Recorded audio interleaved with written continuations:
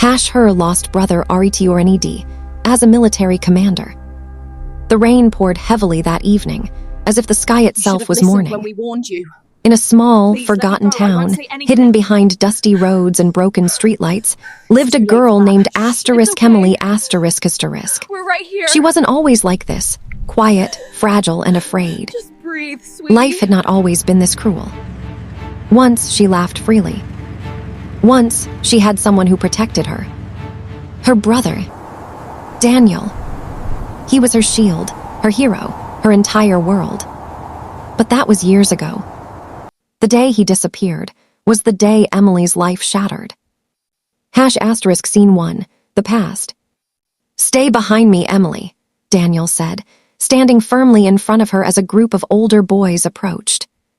"You think you can protect her forever," one of them mocked. Daniel clenched his fists. "As long as I'm alive, no one touches her." Emily held tightly onto the back of his shirt, her small fingers trembling. That was the last time she saw him strong. Because later that night, everything changed. A fire broke out in their home. Neighbors gathered, flames roared, chaos filled the air. And Daniel was gone. No body. No trace. Just gone. Scene 2, present day, years later. Emily walked quickly down the muddy road, her head lowered, her bag clutched tightly to her chest. "Hey, look who it is." The voices came again. They always came. 3 girls stepped into her path, their expressions filled with cruelty. "Still pretending you're better than everyone," one sneered. Emily said nothing. She had learned silence was safer. But today, they weren't stopping. One of them shoved her hard. Emily fell to the ground, her books scattering into the dirty water.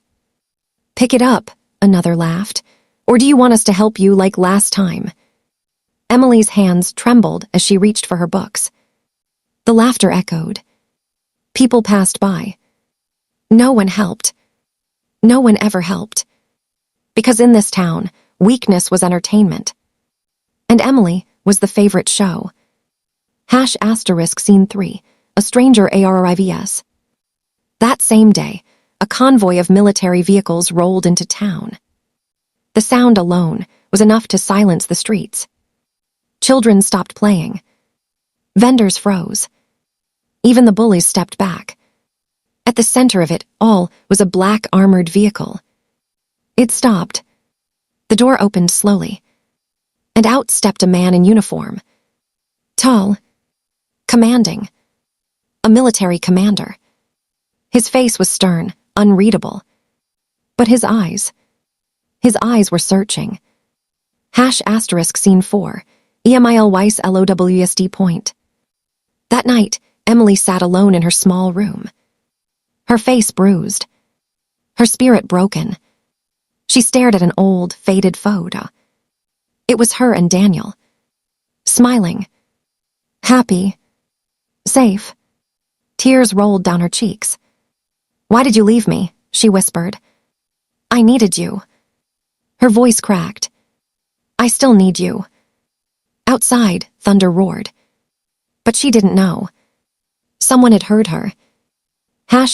Scene 5, the commander's secret asterisk. In a nearby military base, the commander stood by the window, staring into the darkness. A soldier approached him. "Sir, the area is secured."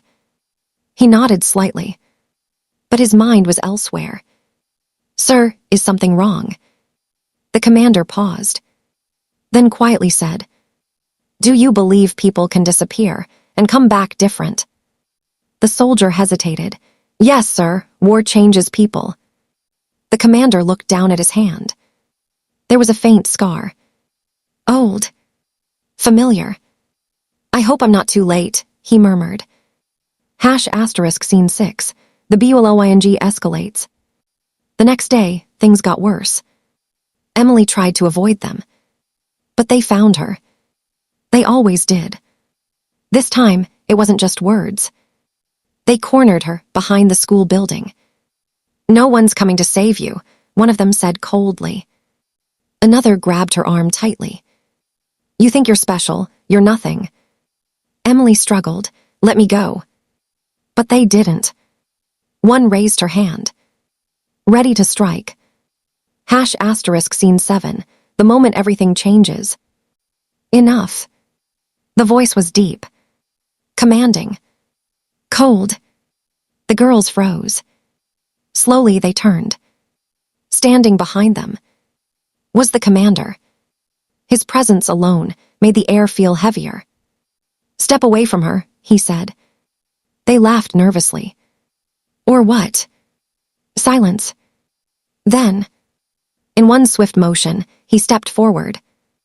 The intensity in his eyes made them step back instantly. I won't repeat myself. They released Emily. She fell to the ground again, breathing heavily. The girls ran.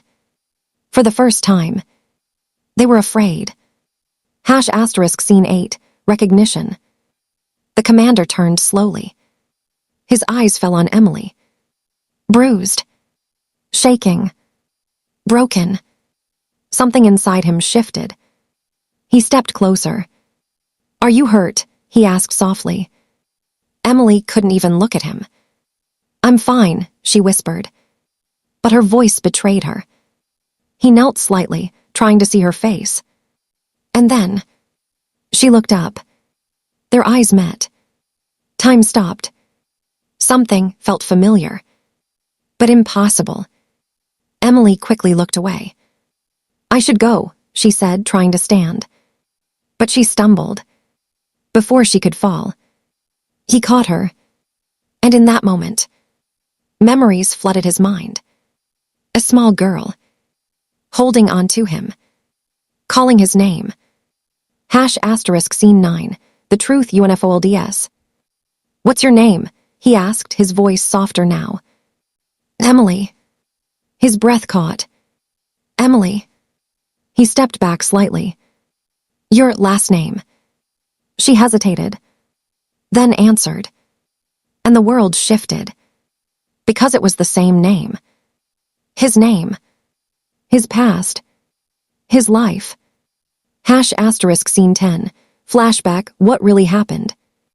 Years ago, the fire wasn't an accident. It was an attack. Daniel had tried to save Emily.